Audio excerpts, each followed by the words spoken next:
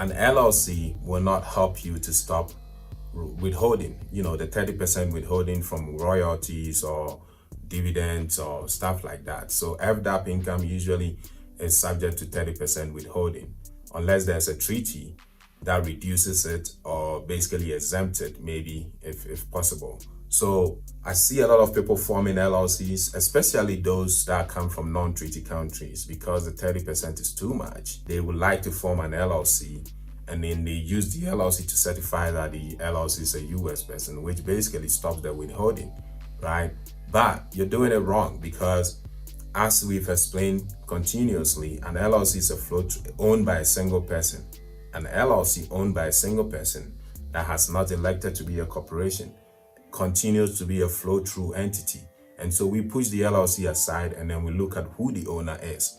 And the owner is the one that pays the taxes and not the LLC. So forming an LLC to stop the withholding or to circumvent the process is not going to work. I mean, if you even form it and then you certify that you're a US person, and then they stop the 30% withholding or whatever withholding it is, they stop it, you have to file a tax return on 1040 now and pay those monies back, okay? Because when we look at the law, you're a foreign person, and what does the law says? If a foreign person is receiving US source passive income, such as royalties, dividends, they're usually subject to 30% withholding unless there's a treaty between your country and the US that reduces that withholding rate or maybe exempt it, so you need to look at the treaty too if you're a treaty country. But an LLC, if you're forming it for the specific purpose of stopping a withholding, I don't think it's the right way to do it. And you're better off staying on your own